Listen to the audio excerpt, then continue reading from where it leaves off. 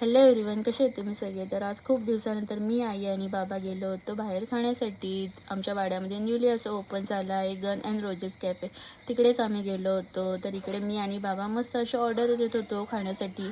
तोवर आई ना इकडे कॅफेचं शूट घेत होती आणि तुम्ही बघू शकता की तिथला ॲम्बियन्स किती छान आहे आणि त्या लोकांनी किती छान असं डेकोरेशनसुद्धा केलं आहे. तर त्यांनी ना इकडे सेल्फी पॉईंटसुद्धा बनवला होता. तर इकडे मी आणि बाबांनी ऑर्डर दिली. तोवर इकडे टाईमपास करण्यासाठी आईने मस्त असा फ्रंटला कॅमेरा लावला होता. तर इकडे मी तुम्हा सगळ्यांना हायसुद्धा करत होती आणि सॉरी आमचे ब्लॉग थोडे लेट येत आहेत. तर इकडे ना आईने बाबांनासुद्धा घेतलं ब्लॉगमध्ये. मग बाबासुद्धा आमच्या ब्लॉगमध्ये आले. त्यानंतर आमच्या इकडे ऑर्डरसुद्धा आली. तर आम्ही ऑर्डर केला होता मार्गरिटा पिझ्झा. त्यावर मस्त असं चिली फ्लेक्स आणि ऑर्गॅनो टाकून मी पिझ्झा रेडी केला. त्यानंतर आई इकडे मला बोलत होती, "काय गं घरचं तर तुला जेवायला जात नाही आणि बाहेरचं बरं खाते." तर इकडे मी आईला सांगत होती, "घरचं टेस्टी नसतं, बाहेरचं टेस्टी असतं." मग इकडे मस्त मी पिझ्झाला सॉस लावूनच खात होती आणि सगळं फिनिशसुद्धा केलं. पण घरचं जेवण मला कधीच फिनिश नाही होत पूर्ण. मग इकडे ना आईने ना तिच्यासाठी मस्त असं चिझी फ्राईज ऑर्डर केले होते आणि इकडे कोकसुद्धा ऑर्डर केला होता. त्याचं मी मस्त अशी सिप घेऊन पीत होते आणि आईला बोलली, "तुझे चिझी फ्राईज मी आधी टेस्ट करून बघते चांगले आहेत की नाही."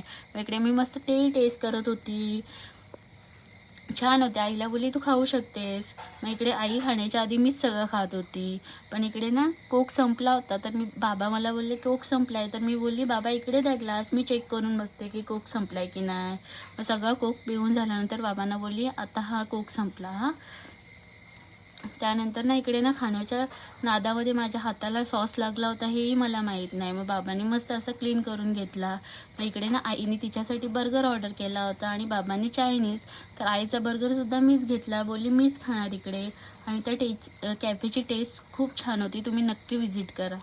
मग इकडे ना बर्गर बाबा बोलला, "अरे मांडीवर नको घेऊस, टेबलवर ठेव नाहीतर सांडेल ते."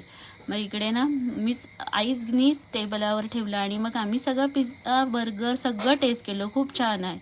मग त्यानंतर आम्ही गेलो होतो आईस्क्रीम पार्लरमध्ये. इकडे खूप सारे आईस्क्रीम होते. त्यामधून मी हा चॉईस केला आणि इकडे ना हेही मी स्वतःच करत होती. घरचं असं काहीच काम करत नाही. पण बाहेर खाण्याच्या बाबतीत ना माझा कोणीच हात धरू शकत नाही. मग इकडे तुम्ही बघू शकता मी फेस किती खराब केला होता. तर असा होता आजचा दिवस आमचा. Bye bye.